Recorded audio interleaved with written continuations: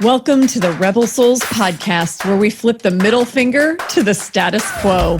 I'm your host, Shelley Paxton, lifelong rebel, liberator of souls, and author of Soulbatical, a corporate rebel's guide to finding your best life. Settle in as we dive deep with badass leaders who are rebelling for what matters most in life, business, and the world at large. I'm so happy you're here. Let's get this revolution started. Before we begin, I want to share an offering from my soul to yours. If you've achieved traditional success only to realize that you're living someone else's dream, then this will start you on a profound journey toward becoming chief soul officer of your own life, just like I did. I'm gifting you a free chapter from my book, Soulbatical, a corporate rebel's guide to finding your best life. It's called Liberating from the Shackles of Should. And if you're ready to, then visit soulbatical.com to download it for free.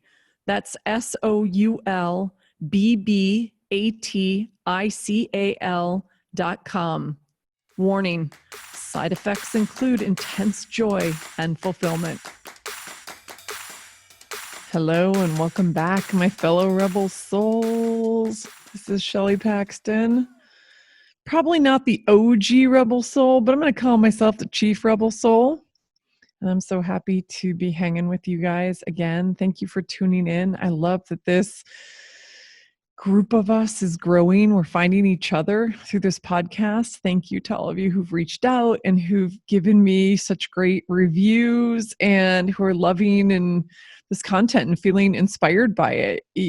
Literally, this is soul fuel for me too. 1, having these conversations, 2, sharing them with you, and then 3, hearing back from you. It's incredible. So thank you. Let's keep that virtuous cycle going and keep inspiring each other. And I know, well, there's no doubt in my mind that you're going to be super inspired by my guest today. This is somebody who I actually don't have a relationship with. Well, now I do. But I didn't when we reached out to her. She is Ione Butler. She's a British actress, voiceover artist, new author. Her book just came out in the world, and we talk a lot about that. She's done so many incredible things. She's also an entrepreneur. And a big part of her story that we talk about is how 4 years ago, probably around 2016, she was dealing with her own, she's been dealing with depression on and off since she was young. And she now talks very openly about it and shares her story. And one of the ways that she has always coped with her depression is to look for positive narratives and uplifting stories that help remind her, that give her hope, that remind her that there is light at the end of the tunnel, that we can overcome adversity in our lives. And she decided to create a platform called Uplifting Content to share that with all of us. And 4 years later, that Uplifting Content platform is across multiple channels, Facebook and Instagram and YouTube, and now Patreon, which I'm going to talk about. I might be missing out some. We'll put all the links in the show notes. And it's incredible, you guys. She has almost 1.5 million followers. And I can't think of a better time in the world for us to be spending more time with positive, uplifting content. Yeah, do you guys agree with me? We just need it. We're getting this like steady drip feed of, a lot of heavy stuff. And it's not to downplay what's going on in our world right now. It's not to downplay COVID or racial justice, but it's to say, man, we cannot feed on a steady diet of that. So I love that Ione's mission is trying to uplift us all and share that light and that positivity with us. And even more than that, help us to take action on it, inspire us to take action on it. So it's really cool. We dig into what she's created, what's out in the world. And Yeah, and you also get to see her in really cool stuff. By the way, right before COVID hit, she had just filmed a role in Marvel's Black Widow, which stars Scarlett Johansson. So I think it's still slated to come out toward the end of 2020, around November. That might be delayed, but something to look forward to. Our girl's going big. I have to tell you, I sent her a note. I talk about this. I sent her a note the other day and I said, after reading your book and learning more about you, I just know we're soul sisters. And so we dive into all of that and more. We talk about mental health, the struggles that we've both had. We talk about overcoming adversity, which is a big part of her platform and her book. We talk about how what we consume in all forms, what we put in our bodies and in our brains and in our hearts and souls, really impacts our well-being. We talk about why it's important to share your story and really what her catalyst was to sharing her story, and what mine is, as many of you already know, to sharing my story. And then we geek out on all the things we have in common. She is an absolute gem, gorgeous inside and out. I love her book. I recommend it throughout this entire conversation, but it's really fun to get to know her on a deeper level and just realize, man, she is so soulful and she's a rebel. She is feisty. So we get to see that side of her as well. One thing I want to mention before we dive into the conversation is we were running late on time, and I don't want to use this as an excuse. So if there's a reason I'm bringing this up, we were running late on time, and I made a decision not to dive into race. Ione is biracial. She's from the UK, living the experience as a biracial woman in Los Angeles. And I know that's a part of her story. And yet, because we went so deep on everything else and because we were running low on time, I made the choice to not dig into that. And when we stopped the recording, I said to her, whew, that doesn't feel right in my soul. And I think I made the wrong decision. And so, two things that I want to say. One, we talked about doing a special panel episode or special episode discussing race and racial injustice. And if we do it with a few voices, she agreed to be one of those voices. And so I am signed up to doing that. And we'll find the time and find one or two other beautiful voices of color to join us in that conversation so we can go deep. And I absolutely want to hear her perspective, and I want you to hear her perspective as well. So that was her idea, and I think it's a fabulous one that I own now, and I want to make happen, and I feel really excited about. And number two, she did not ask me to say this, by the way. I am saying this from a place of just integrity and belief in her work. For those of you who don't know about the platform called Patreon, it supports creators. It supports creators, and what it basically does is allows all of us to pay those creators for their beautiful work.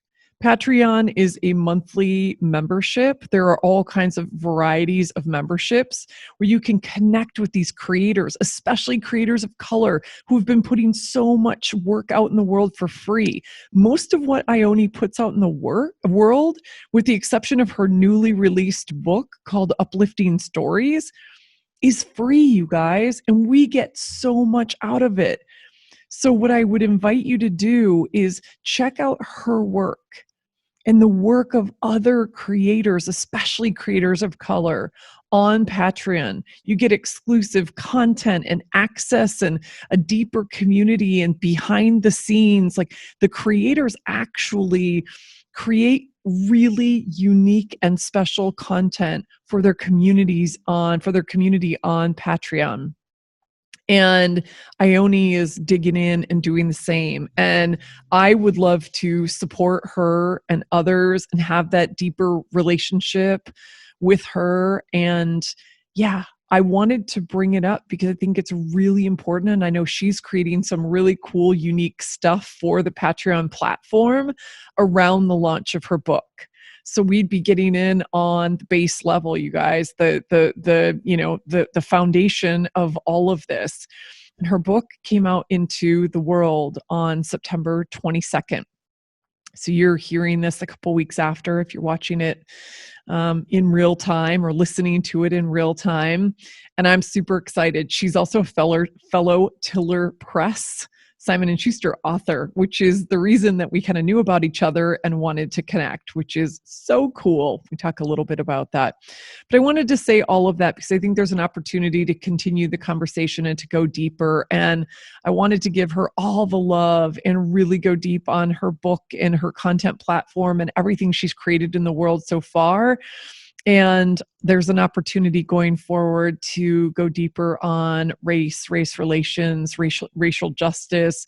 And I'm really honored that she's going to come back and be a part of that as well. So without further ado, let's dive in and meet another fellow rebel soul. Hey, I'm so excited to welcome my next guest, who is a new friend, but feels like an old friend and definitely a soul sister. Welcome, Ione.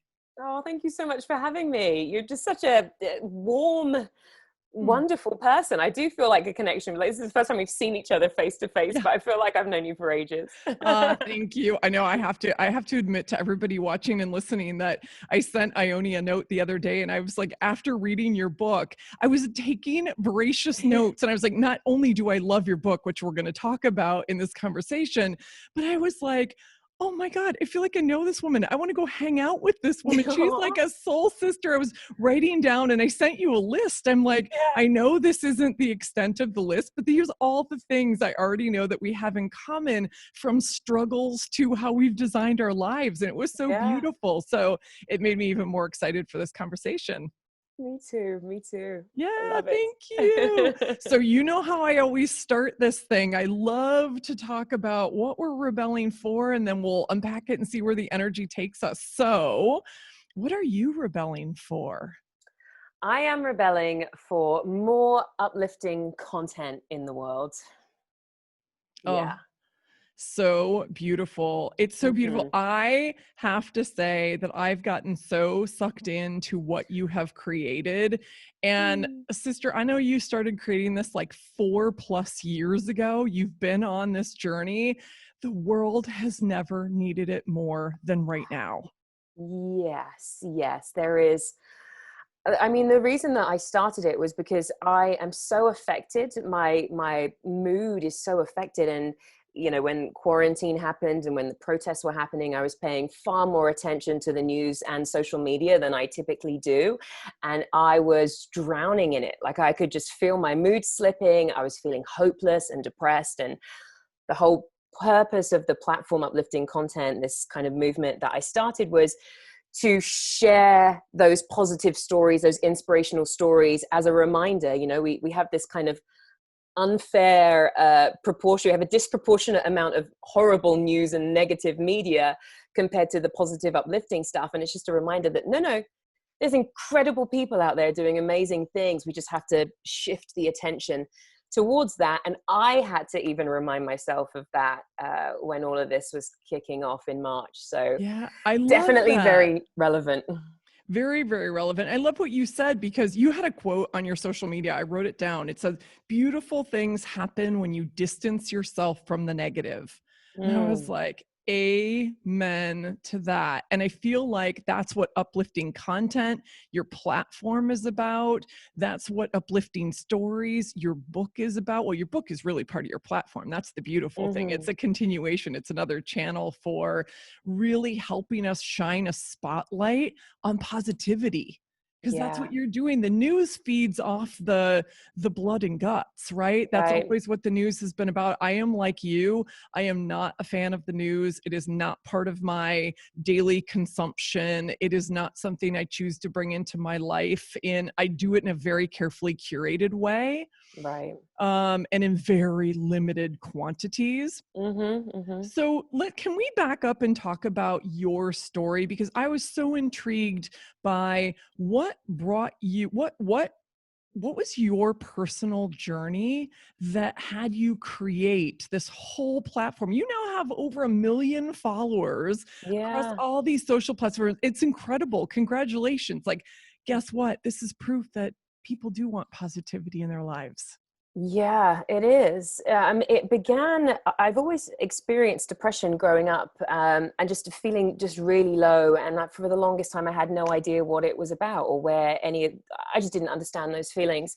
But I knew I didn't want to feel that way. And I remember going to my doctors once and just being like, give me antidepressants because I just am tired of feeling sad. And, in the UK back then, they weren't very good with talking therapies. I had to wait ages to get somebody and it wasn't very good. And so I was just like, give me what you can. And I was really unhappy on the antidepressants. They made me numb inside. I just thought this is really weird. And so kind of had this journey of all these ups and downs. And then started to get into personal development in my 20s and started to learn about my mind and understanding that it was like the thoughts that I was thinking, I was horrible to myself, really, really horrible to the things that I would say that would just bring me into these horrible states. But doing that personal development gave me an awareness of when these moods were being triggered and what was going on in my life that was setting me into this, like, I just don't want to exist, or there's no point in everything, or, why was it happening? And it was a number of things. It was feeling like I was a failure. I wasn't going to make it in anything, feeling lonely and disconnected from people, not having close relationships. And then it was just what was going on in the world. Like, I'm very sensitive, and I would just hear certain things in the news and I would be just down. And when I would slip into these funks, I started to try to find things that I could watch or listen to that would lift me out of it. And this is like, I don't know, around about 2012 to 2011. And it was just difficult. I struggled to find those things that would lift me up. And so the idea for Uplifting Content, the platform, was a hub of inspiration, a place that people can go to feel uplifted, and just every post is something that could lift you up. And whenever we post anything on the page, there's one filter, and that is it uplifting? When you read it, does it, or watch it or hear it, is it going to make people feel good? And that's kind of the only criteria. And in the beginning, we were growing so much. I've had a lot of issues with Facebook and the changing algorithms and all the nonsense that is Facebook. But you're right, it was so needed. The messages that I was getting from people, because it was, at the time, or as it is still now, there's a lot of stress on social media and people posting provocative things and arguments happening and different political opinions and flying around.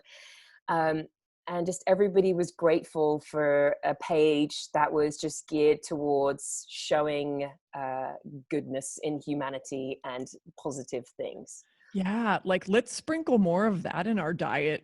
Oh, yes. Yeah. I love that. And actually, so one of the things that really struck me about your work, both in the Uplifting Content platform and how you translated that into a book, is that part of your mission is to help people take action.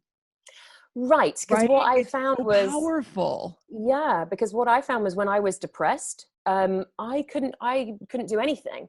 I was, sometimes I would struggle to get out of bed. Sometimes I still am in those, experience those feelings, but it was just, I wasn't excited. I wasn't trying. And when I'm in this place of joy and passion and excitement, there's so much I can do and create. And so, yeah, it is like a twofold mission with Uplifting Content. Share positive, uplifting stuff to help raise the vibration, and then in turn encourage people to then take action and bring about positive change that they want in their lives and in the world. Yeah, exactly. And I feel like I have, action steps in my book as well. So it's like, don't just follow my story, mind my story, reflect on my story so that you can see your own and you can Yeah. choose your own story. You can create your own life. And so much of your story that I related to, and one of the things I sent to you was, I just love that at the center of this is how you created your own life, how you Yeah. chose positivity when you easily could have chose to sit in that negativity. A lot of people do. You Right. chose positivity. You saw a way to keep yourself vibrating at that level. And you started to create your life as a result of it. So can we talk a little bit about your journey? So you're clearly not American. That The I like to accent. joke. When people ask, I like to joke, I'm from Texas. And Yeah, sometimes people are like, oh, really? But no, you are right. I'm exactly. from England. So you're British and you now live in LA. And Yeah. I know a little bit of that story, but I'd love to dig into it because as you tell a bit of that story in your book, and because I'm going to kind of reference your book, let me say now. So Ione's book comes out on, or actually it might have come out right before this podcast airs, September 22nd. Is that right? That's correct. Yes. September Woo. 22nd. And the full title of the book is Uplifting Stories. I really wish I had it to hold up, by the way. I've pre-ordered my copy, just so Oh, you know, bless you. because You're such a ledge. I'm now obsessed with it because it's one of those Thank books you want to you. go back to again and again. And I hope that you designed it that way.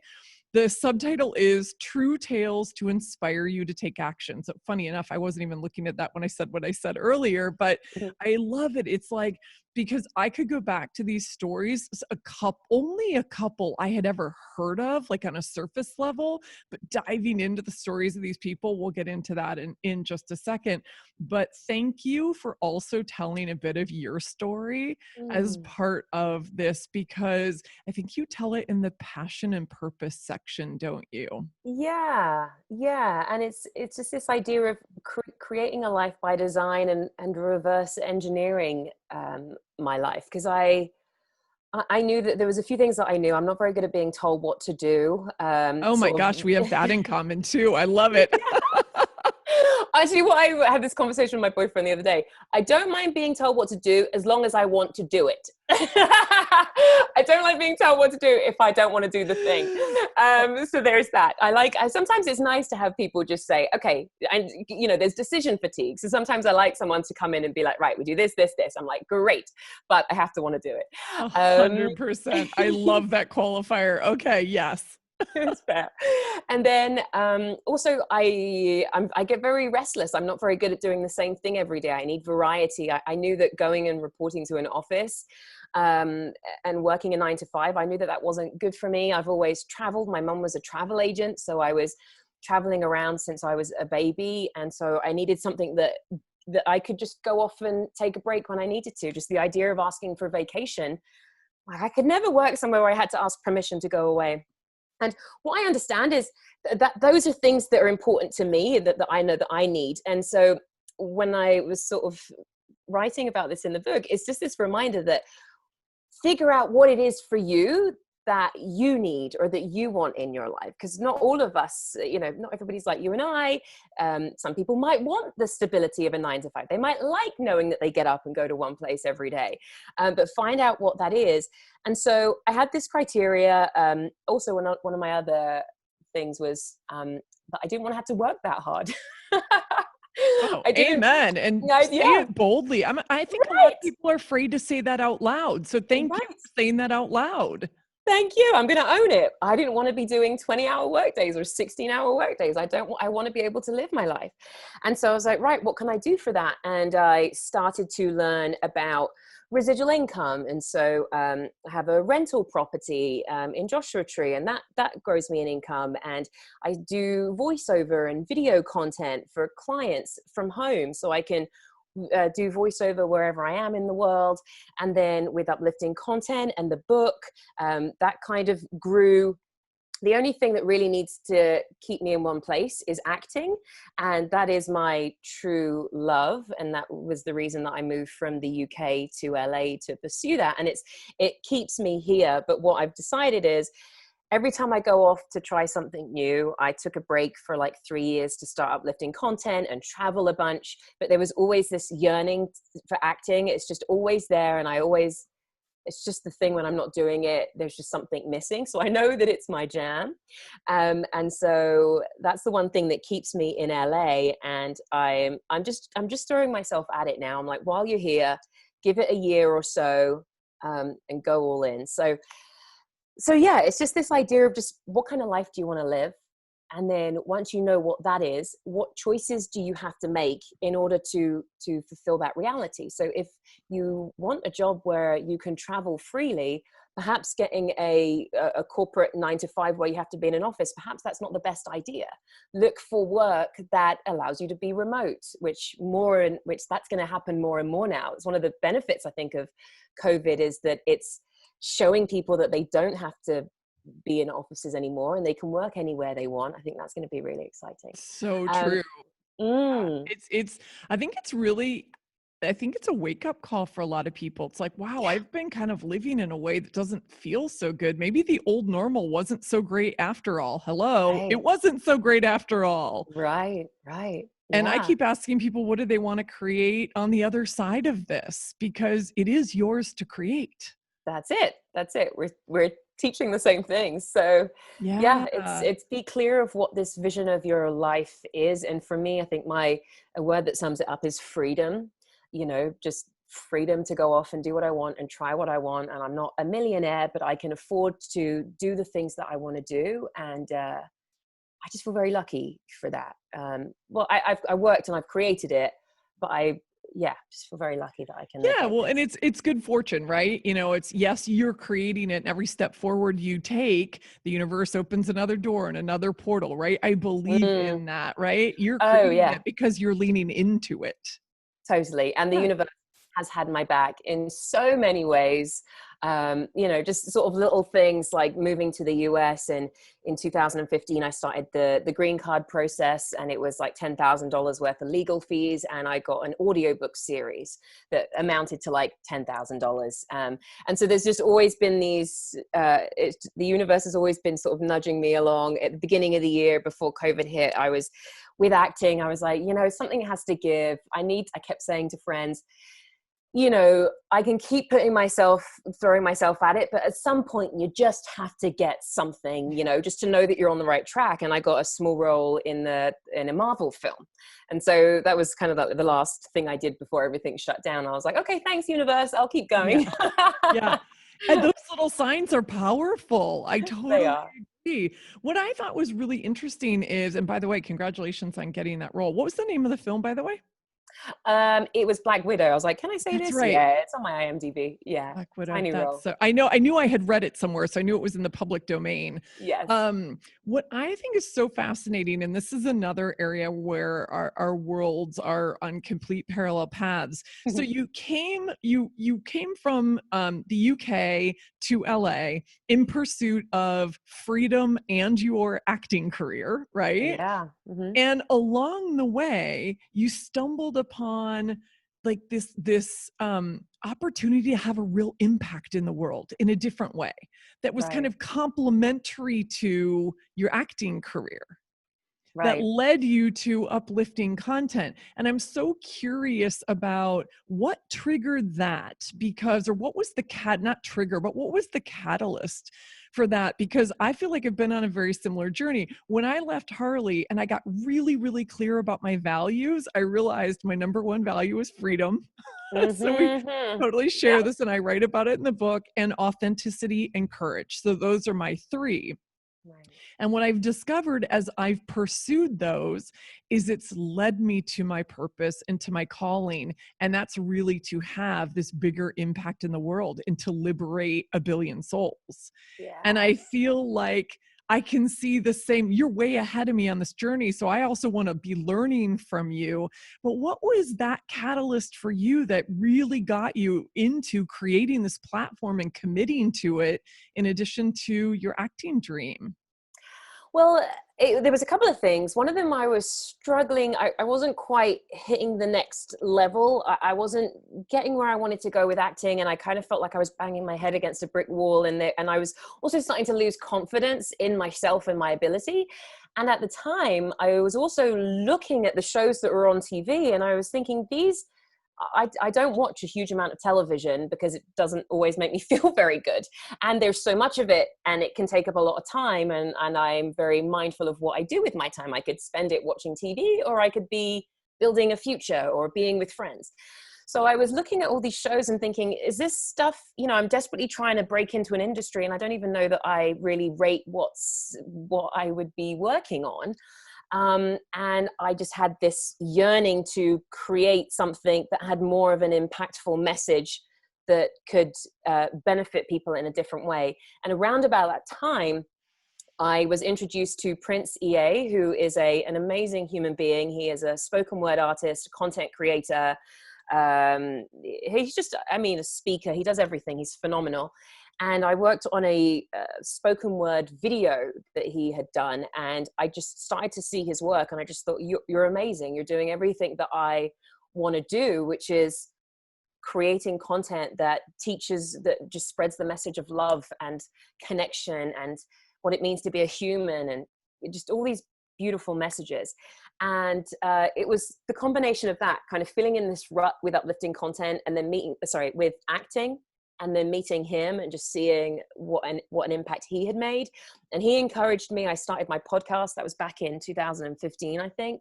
And I was recording some of the episodes, and I had done an episode about my experience with depression.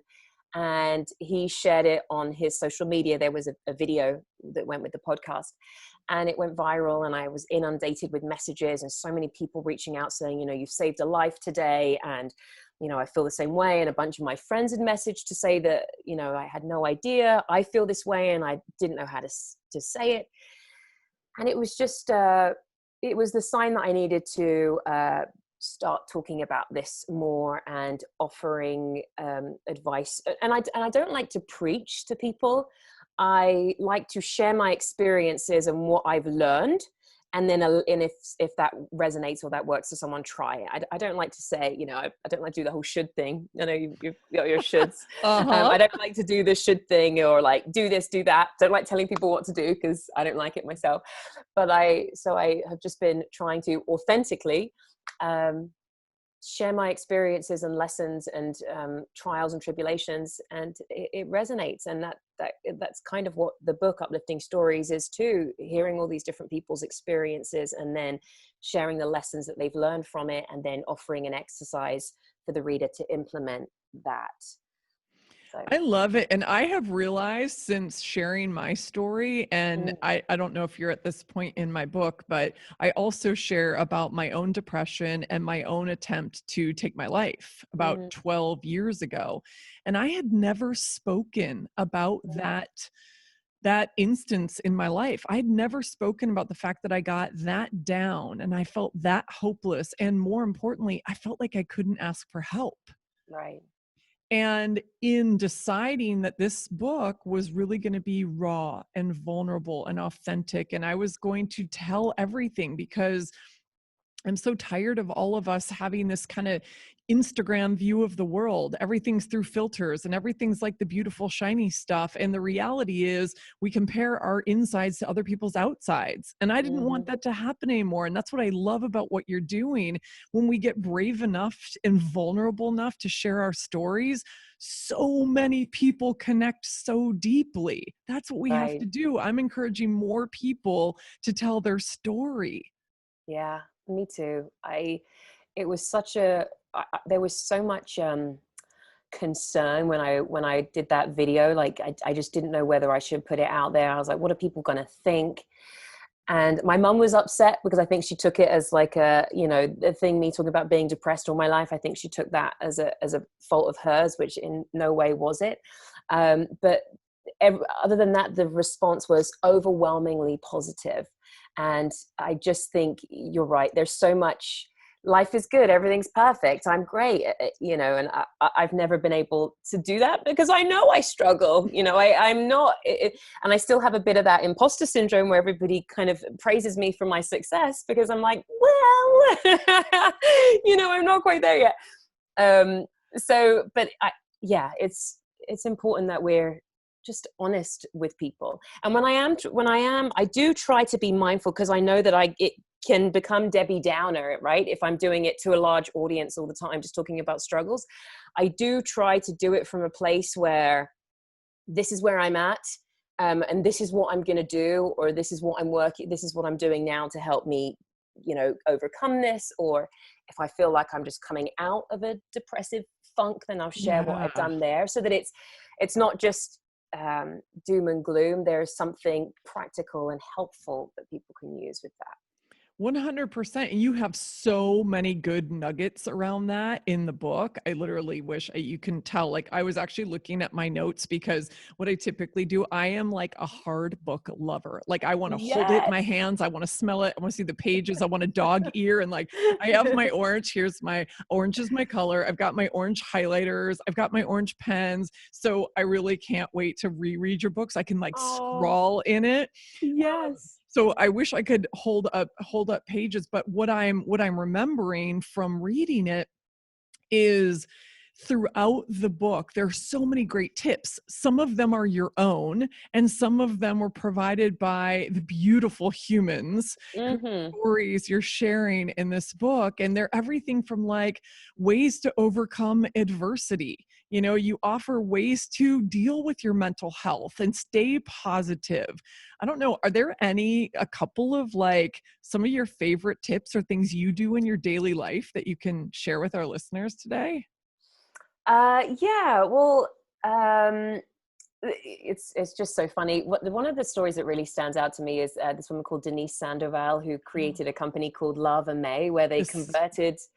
Yeah, they One converted of my favorite stories in the book. I'm Oh, sorry, I didn't mean to cut you off, but I just had like a yeah. visceral reaction because I love her story. I love her story, and I just love her. And that's the thing, I have so much love for everybody in the book. And because the interview process happened before I got the book deal and before I started writing, I was just, I would be doing these interviews crying and just so excited about, I just can't wait for people to read this, because as I'm talking to them, I'm so moved and motivated, and just by talking, it's going to come through. But Doniece is just a beautiful human being, and she's converted all these old city buses into mobile showers for the homeless in San Francisco, because she just couldn't believe how much homelessness was there. And her advice is so simple. She tells a story of walking past a woman in the street and just acknowledging them and saying hello. And she calls people unhoused, not homeless, which I thought was really sweet. And the woman was shocked that she had acknowledged her. And the woman on the street was like, you see me? And Doniece says, of course I can see you. You're right there. And she said, no one's acknowledged me in like a week. I didn't think I existed, and that moment for Doniece, her advice is just, when you pass someone on the streets, if they're homeless, just acknowledge them, smile, say hello, and just show someone that you see them and that they exist. And I guess it doesn't even have to be for people that are homeless. It could be for anybody, just having this connection. I really loved hers. Hannah Power is a beautiful woman, a fellow Brit, and she shared a story about being raped in France. And one of the things that when I started talking to her about it, I wanted to know, like, what is it that helps you overcome it? And the first thing she said in the interview really surprised me. She said, we've suffered so much in my family. Her cousin died at like 27 from cancer. And that was one of the most heartbreaking things she had that had happened to her. And her family had been bankrupted. I'd interviewed her mum, actually Penny, for my podcast. So I'd heard about this whole, their experience. And what Hannah said was, the thing that helped me overcome it was just knowing I was alive and knowing that my parents wouldn't have to suffer the same way we had to suffer over Victoria's death. And so that gave her the strength. And so her thing is, having had so much go on in life, gave her the strength to deal with this. And then she offered a lot of advice about basically what the whole premise of uplifting content is, finding stories about people that have overcome worse things than you and are thriving, because then that gives you hope, just filling yourself with positive stories and books and podcasts that help give you the strength. So I thought that one was really powerful. But yeah, there's so many. Oh man. And then you get to the end. So I want to highlight the sections or the chapters, chapters, the sections of the book, because you organize your story. I'm already getting goosebumps just even before I say this, because from the second I picked up the book and I saw these, so the sections, you guys, are human connection, acts of service, overcoming adversity, pursuing your passions and purpose, which is also where we get to hear a little of Ione's story, like you did earlier, game changers, and the unimaginable.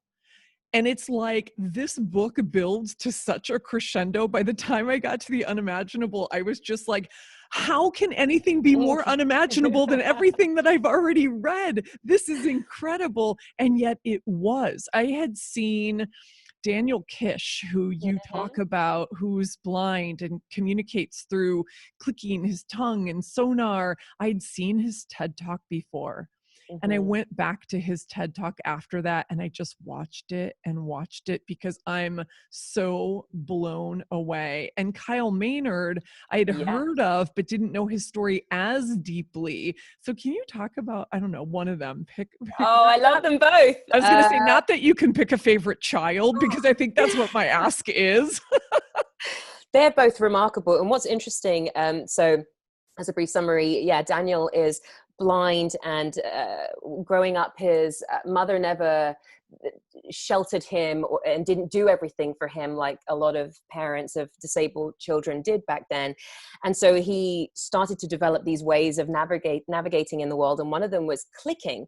And he does this, it's echolocation, so he clicks and then the sound reverberates off the things around him, and he can sort of paint a visual picture of his environment. And when we go blind, that is a thing that we instinctively do, but because of society, everybody's saying, you know, stop clicking, that's annoying.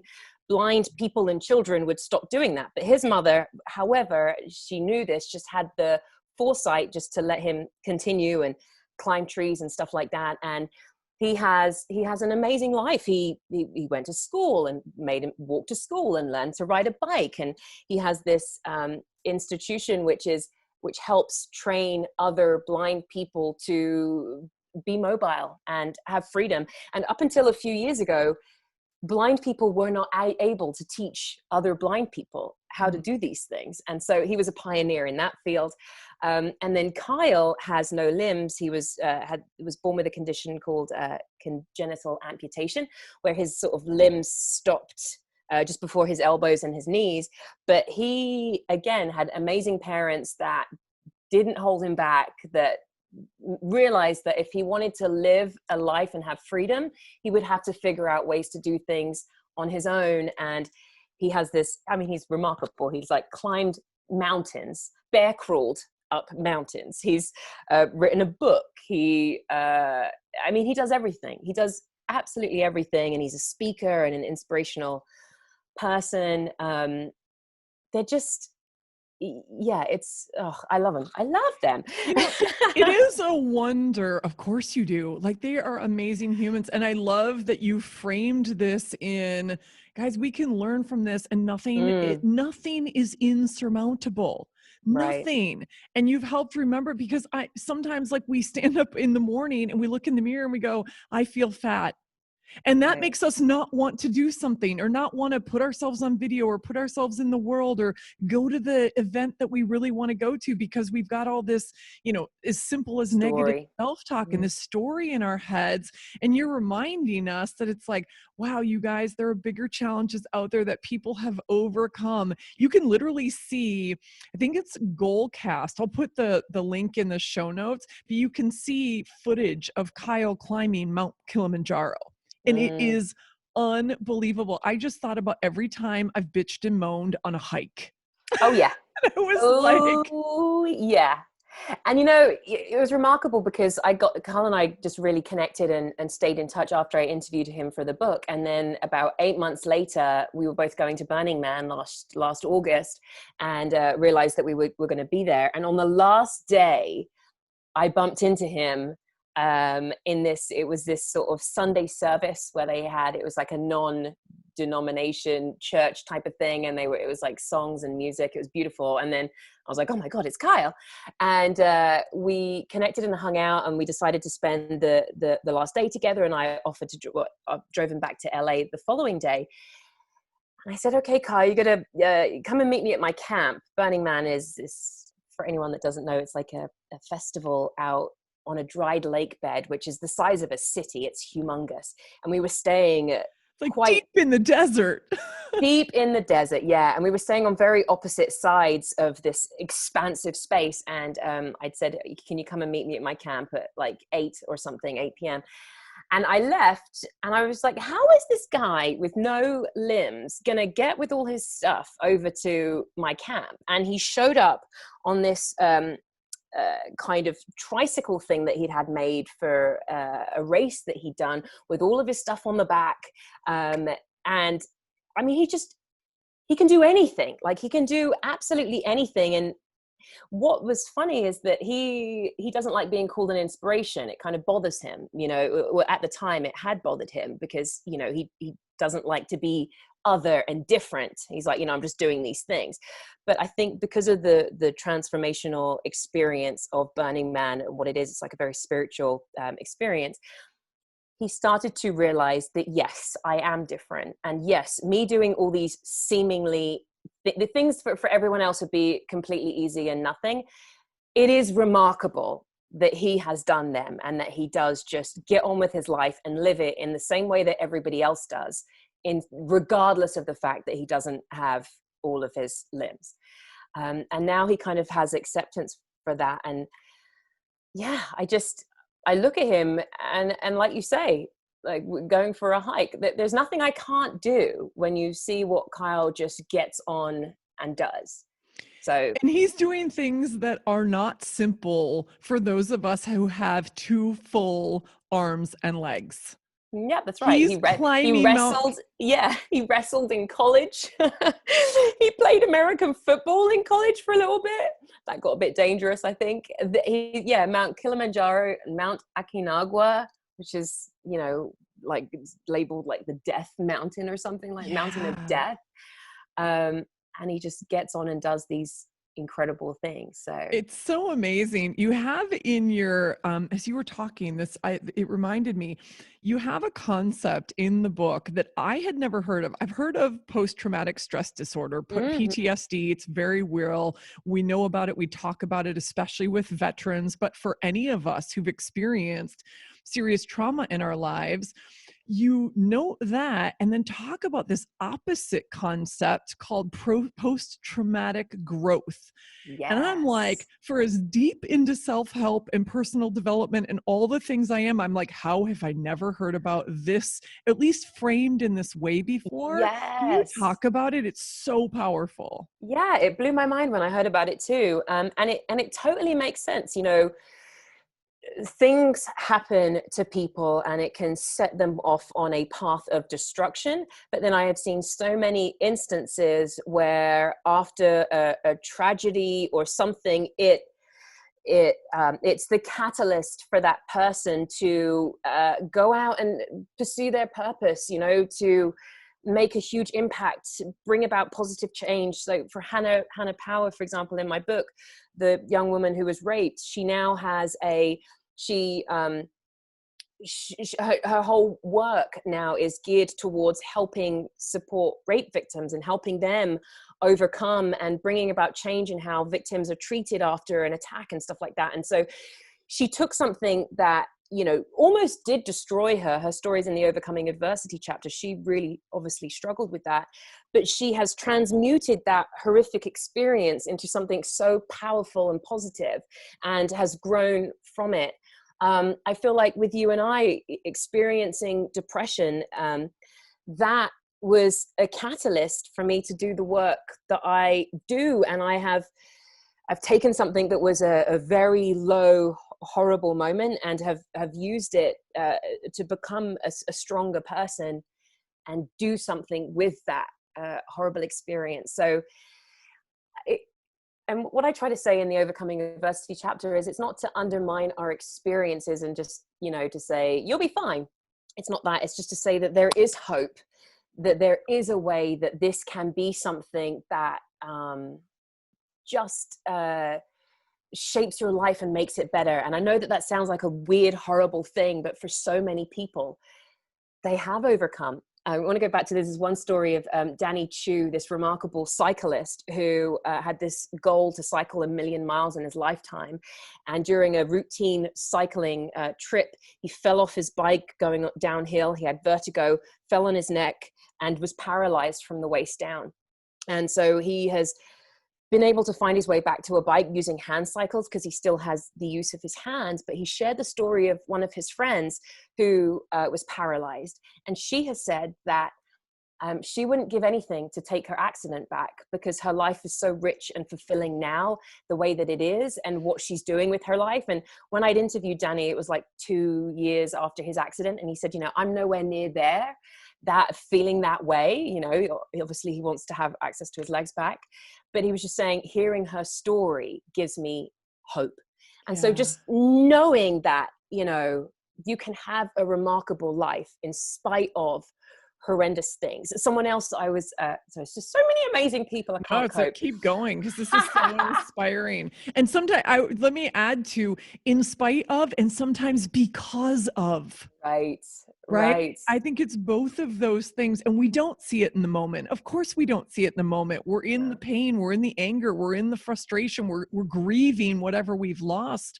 But sometimes it is because of, and we're held in that direction to do something with it. Right. And like Hannah said, just surround yourself with these stories of people who have overcome and who have persevered. And I think that will just it has the potential just to give a lot of strength and hope. I forget his name now. It was somebody that I talked about in the book. I had interviewed him for my podcast, but when he was a child, he got 3rd-degree burns over like 90% of his body, and survived. It'll come to me. And has gone on to be, he's a motivational speaker. He has a podcast. He's an author. He has a beautiful family, and has this life, this beautiful life, in spite of these, burns over his whole body. And I don't know, just people, we're stronger than we think.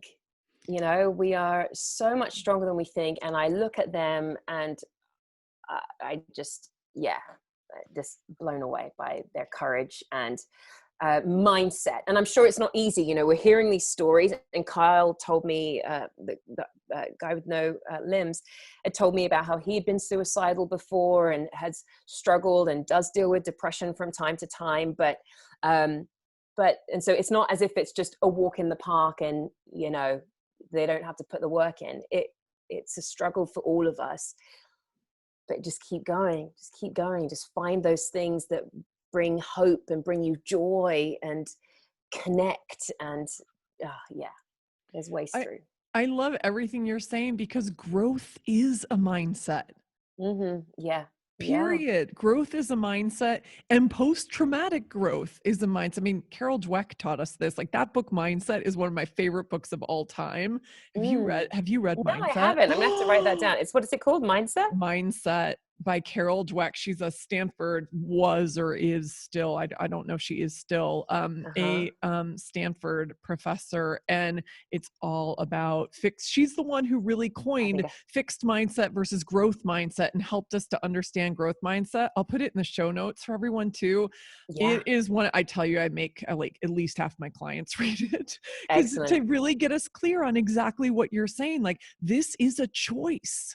It is a choice to shift our mindset around, or reframe what the possibilities and the opportunities are, regardless of our situation. I can't compare my situation to your situation. We can't compare our situations to Kyle's situation, right? All we can do is be in our lane, doing the best we can do and creating what lights us on fire. Yes, that's the key.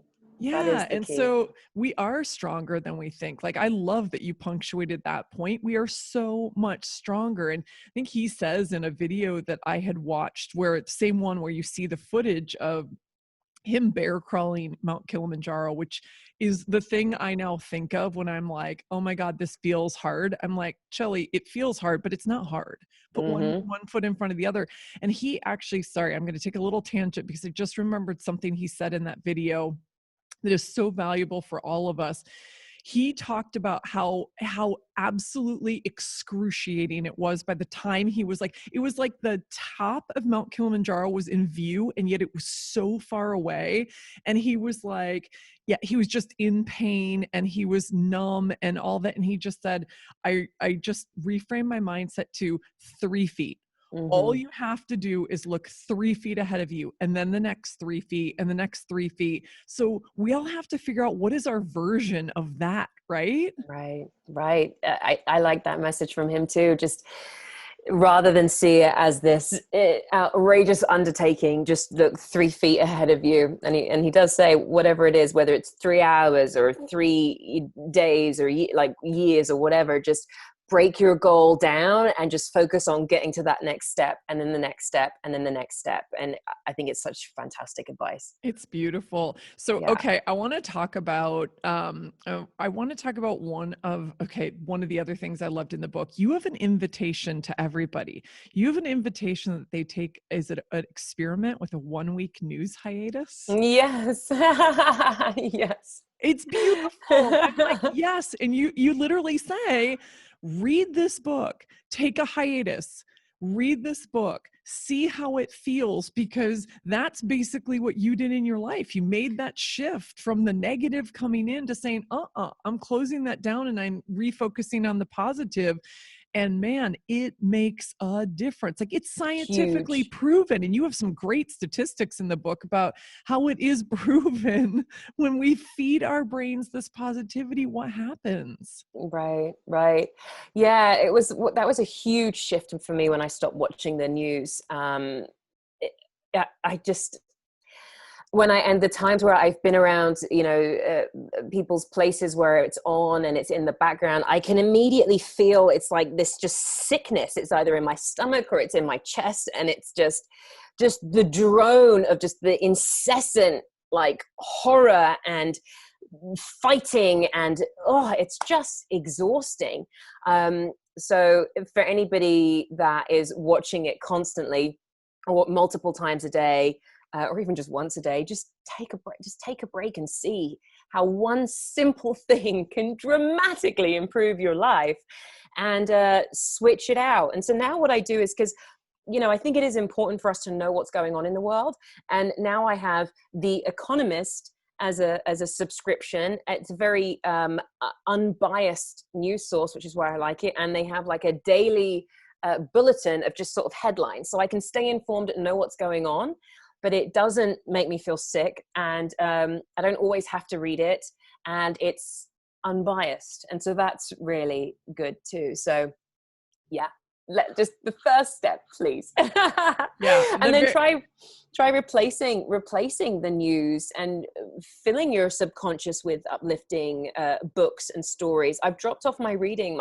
I've not been reading as much as I used to, but I did find that just reading in the morning and the evening a positive book. I've got yours now that I'm working through. Thank you. Yeah. And it like when you wake up and you're reading something like that, it sets your day off on the right path. And when you read something uplifting before you go to bed, it lets you sleep with kind of those good feelings, versus something really hard or sad or depressing in those moments. So important. Yeah, like eases us in, right? Instead of just like, I feel like it's a shock to our nervous system when we're like just constantly taking this stuff in. Exactly what it is. Yeah. Relentless. Yeah, it is. And it jacks with our nervous system. And I don't think we realize that, because when we live in that constant state, we don't know until we take a break. Right. So that's why I right. love this invitation. It's like, take a break and see. It makes a massive difference. Yes. And what you were just saying there about just not even realizing that it's always there. I have this theory of it's not you are what you eat, it's you are what you consume. It's not just the things that we watch, it's just everything that's going into us, things that we're eating, hearing, seeing, being absorbed, breathing. Everything is having an impact on our mental and physical well-being. And I noticed that I had started I became a vegetarian a few years ago, and I used to have very bad digestive issues, partly to do with stress. I've noticed how the less stress I am, I don't feel that pain anymore. but I eat better. And I was doing a film a few years ago and the catering wasn't very good. We had a really sort of cheap catering set and I had some snacks because I was starving and there wasn't very much else. And within about 15 minutes after eating these bagged foods, dried foods, I could just feel really rough and sick in my stomach. And I remembered, oh my goodness, this is a lot of people's baseline because they're eating junk food and garbage and like no whole foods all the time. And they're not aware that is coming from the food because it's just the general feeling of ugh. Yeah. And so again, it's, you know, we have to start removing these things to know what it is, just to feel good, just to feel good.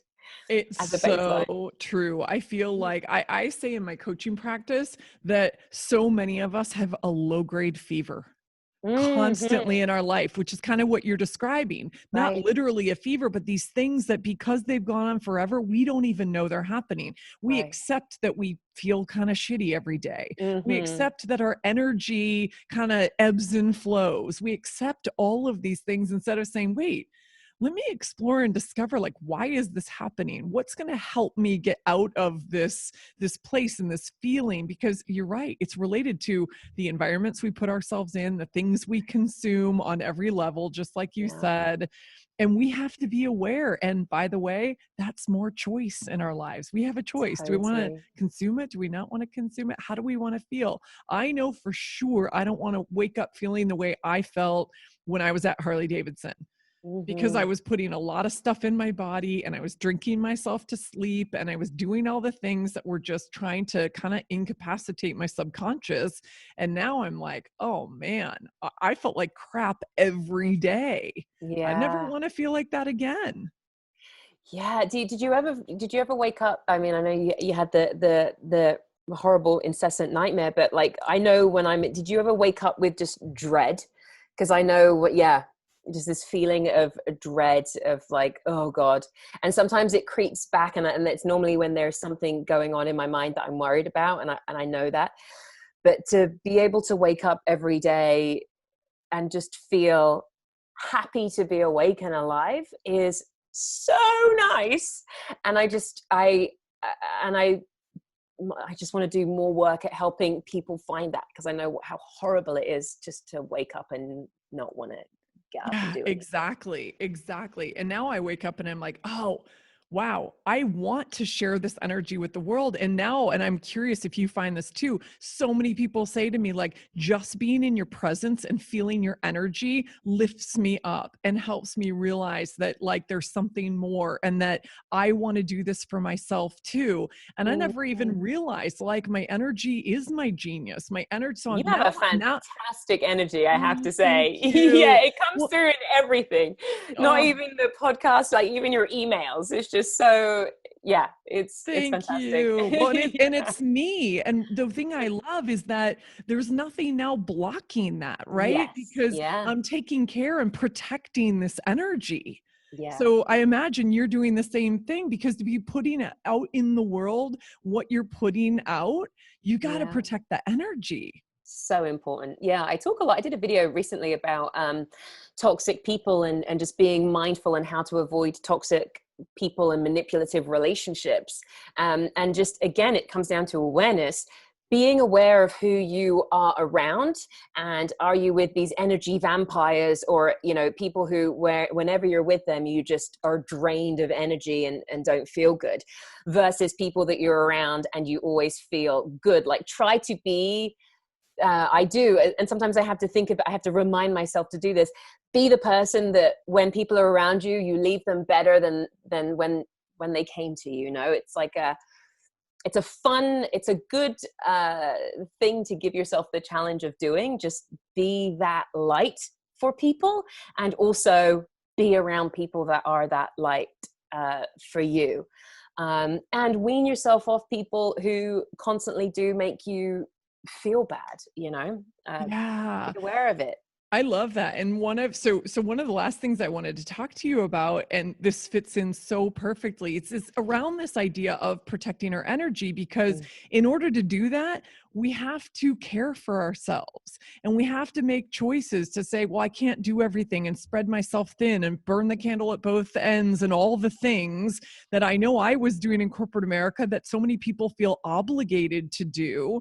And I love, I was also binging on your podcast. I know you've paused that for now, and maybe we'll talk about that in a second, but I was binging, and one of the things you talked about is how you're on this journey to learn how to work smarter, not harder. And I was like, oh my God, I think I might have even written that in my list. I was like, this is another thing. I love her. This is another thing we have in common, because I'm on that journey, and it's a daily practice. I have not figured this out, but it's a daily practice for me to understand how to really protect my energy and make difficult choices and take time off. Like, so I would love for you to talk about that. And even I've noticed that you've been on a little journey before now. You've been preparing yourself for this book launch. You kind of went out into nature and you went to some of the most beautiful national parks. And I'm like, oh, she knows what she's doing, because that's exactly what I did. Like, I needed to take some time off to prepare. Right. Yeah. A friend of mine said that to me once: work smart, not hard. And it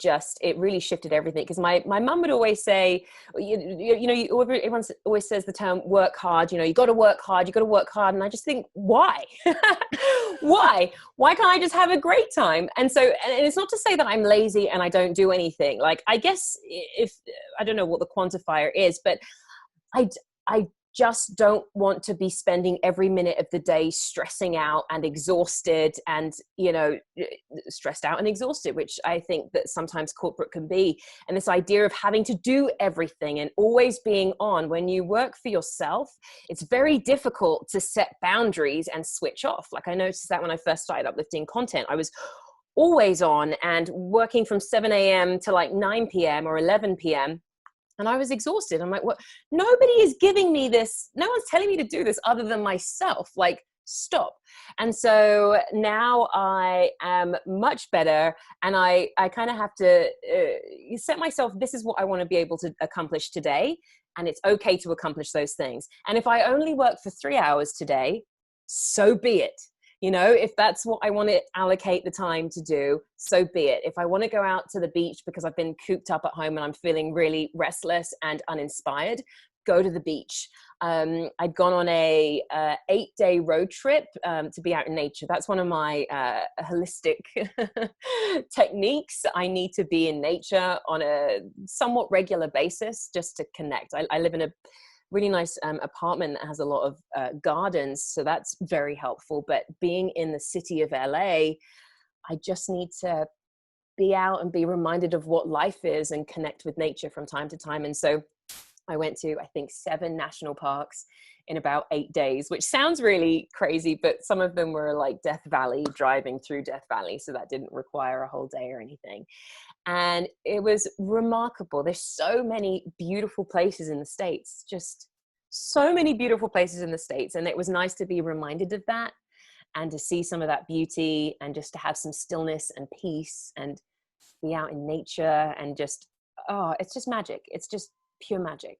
That's the best word for it. It is magic. And we share that. You'll get to that part in the book where I talk about my adventures and how, for me, travel and being out in nature, because I live in the city. I'm in the city of Chicago. And while it's a beautiful city and there's this beautiful lake, just like you have the ocean, it's not the same as being out truly in nature, like on a mountain or in a national park, and your feet in the soil and really resourcing yourself. And so it's a great reminder for all of us that we really need, like, those are the big rocks. I just did a solo episode that I called Rebelling for the Big Rocks. Like, what are the big rocks in your life? What are the priorities? Those things that matter the most, we've got to put those in our jar and in our calendar first. So what are the blocks of time that you want to take off? What is the, even if it's a couple of days, a weekend, go to a cabin in the woods just to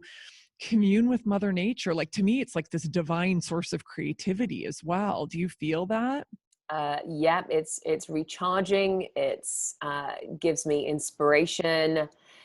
It's just a reminder, because it's very easy to be in our heads and to be busy. Even the beginning part of that road trip, I was on my phone the whole time trying to finish up work stuff and getting really stressed out. I was trying to get a video edited, and I was getting really worked up. And then sort of a few days in, I was able to start breathing again, just to really kind of breathe into it. And I need that reminder to say this, humanity as we know it, with our phones and our stress and our news and all the madness, like it's none of it, it's kind of, it's not that it's not real. That's not what life is. Life isn't just the noise. Life is the connection and the quiet and the peace and the stillness. And we need to be reminded of that, especially people that live in cities. Get yourself out in nature from time to time just to reconnect. Yeah. Oh, such a powerful. Must. Yeah, thank you for sharing. That's such a powerful reminder to all of us. I was just out in Park City, Utah, hiking with a friend, and it was magic. That's the exact word I was using. So I love that you said magic, because it really, really is, and we need it. Whatever that version is for you, like whatever gives you fuel, right? Right. And it could be singing or dancing or whatever, or just reading. If you love to read and you've been really busy, just find a quiet place and sit and read. We like you say, finding those rocks and doing that. We need to treat ourselves to some of this. Yeah, our soul food. We need. It is. I call it our soul fuel. Fuel. That's perfect. Yes. Yeah, that's exactly what it is. I'm like, what fuels your soul? Just carve out space, create space, or create your life around that in exactly the way you've done, and exactly the way that I've done. It's really beautiful. So one more question came to me, and then I'm going to wrap this up, because I could talk to you for hours and hours. I know, I love it. This is great fun. I hope it continues. I don't know if I've ever said this on my podcast, but I have been saying this out loud in the world. I'm starting to spend my winters in LA. Ooh, cool. I'm positive I've never said this out loud on the podcast. So there you go. Hello. Wow. It will hold my feet to the fire. So I'm probably going to do January through March. I'm going to start in 2021. And so much of my community is out in LA and Southern California that I thought, why not? Why not start I'm going to split a little bit of my time, see how it goes. But hopefully we get to sit down for a tea or a coffee or something. 100% that's going to happen. That's incredible. Yeah, thank you. I'm very excited, because the winters here in Chicago are brutal. Fun. I know you didn't like the weather in the UK. Imagine being here. It's like, no, thank you. Right now it's gorgeous because it's fall, and I've been able to pull out some fall clothes, and it's exciting, but fall is like this long. And then all of a sudden it's snowing, and you're like, what the hell just happened? Yeah. Oh, I'm excited for you, and I can't wait to connect. Yeah, thank you. So here's I've been thinking, so you invested like your heart and your soul and your being into this uplifting content platform, and it's been, a blog, and it's these amazing videos, and it became a podcast, and now it's a book. And you have like almost 1.5 million followers, I think, which is an incredible number.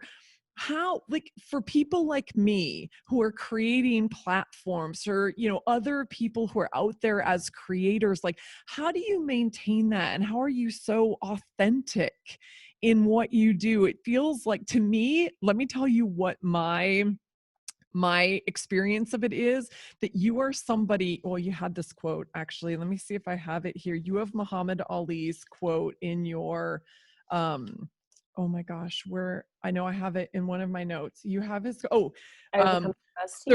service to others is the rent you pay for your room here on earth. It is one of my absolute favorite quotes. You have it in the acts of service section. And I thought, oh my God, you must live that every day, because the only reason you could, or the only way you could be doing what you're doing, is if you truly felt in service to this mission. Is that accurate? Is that how you think about it?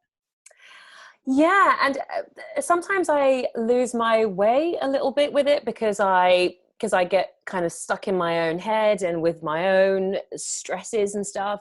But it's such a powerful thing to come back to, just to, it's funny because I've been pretty good for a while and I've kind of forgotten what it is to be down. And then when I have had struggles, I'm like, oh yeah, this is what other people are going through. And this is what I'm here to help them work through, because I know how miserable it can be. And so I kind of have these waves, because it's also very hard. Being authentic and honest and open is the thing that I always do. Sometimes I struggle, which we spoke about with social media, needing to not be consuming it all the time. So I'm not always replying to people or, you know, doing Facebook lives as much, because I for my own mental well-being need to take a step back from social. And then when you're in this place of kind of influencer, inspirational person, and you're not feeling very good, it's very difficult. And I'm not very good at faking it and being like, you know, you should do this, when I feel like I'm crumbling inside. And so it comes and goes in waves. And having the book has been something that the next thing that I really want to share as a tool. Doing more video content is something that I want to share, because that allows me to create the thing and put it out there, but then not be all consumed with social media. I want to start a newsletter bulletin, which is kind of like a once a week uplifting newsletter that has a bunch of uplifting stories and video content from me and a recommendation for something. Again, that allows people to not have to be scrolling all day in order to access it. Amen to that. You know what? It's like what you're creating. Were you a fan of John Krasinski's Some Good News when he My started goodness. that? Yeah. Is he still doing that? No, he sold it. I think he sold it to, I want to say CBS, but I might be wrong. He sold it to a big media company. And I think he's going to act as executive producer, but not be the star in it. But it reminds me like it was his version of what you do. I And I'm know. like, yes, please, more. For years I have said I want a uplifting news show, and then he just, you know, went and did it, and it was yeah, I was like, man, why did I put that off for so long? But yeah, there's still space. If I there can is space. if I can give you any encouragement, like you doing it your way with your flavor would be so powerful, and you've got the platform to do it. And sister, I'd sign up in a millisecond. So Yeah, thank you. I know a lot of people who are listening to this. So where can people find you and follow you and consume more of this incredibly uplifting content? At upliftingcontent.com. We've got the links to all of our socials on there, and everything is Facebook at Uplifting Content, Instagram at Uplifting Content, and then Twitter's Uplifting Cont, because you couldn't get content. I couldn't have content. And then me personally, Ione at Ione Butler on all the social. So I love it. And your book will already be available when this, woohoo! I think this is going to come out only like a week after. I really tried to sync it up with when your book is Thank coming you. out to the world. So we will Perfect. have all the links. We will have the link to your book. This is something, you guys, you're all going to want to read. It is what we need now. It is uplifting. And I think, you know, people will really, really feel close to you in the way I did in reading your book. I'm so grateful that we met, that you are really, really authentic in the way that you share your story and in the way you share other people's stories. And I'm grateful that, by the way, I didn't say this, you and I both know this, but I'll say it in the, or I'll put it in the show notes as well, but both of our books are published by Tiller Press. Mm-hmm. The way that we met and were ultimately connected is I had heard about Ione, I heard about her book, and then I was like, I need to meet this woman, and the rest sort of happened. So we share that as well. We are sisters in Simon and Schuster in in so many ways. Yes, exactly. Thank you for spending this time with all of us. It's been amazing. It's really good to get to know you, and I can't wait to go a little deeper when I get out to LA. I cannot wait. But yeah, thank you, Shelley, for just everything. You are such a light. You're quite the light, and I look forward to meeting you in person too. I accept that compliment. Thank you. And to everybody, hope you enjoyed this as much as I did. Have a great rest of your day. Thank you. Bye, everyone. Bye. Hey, Rebel. Thanks for listening. If you were inspired by what you heard, please subscribe, rate, and review so our fellow Rebel souls can find us. We have big work to do together. And if you want to dive deeper, head on over to my website at soulbatical.com and follow me at Soulbatical on Instagram. Until next time, stay bold, brave, and badass, and never stop asking, what am I rebelling for?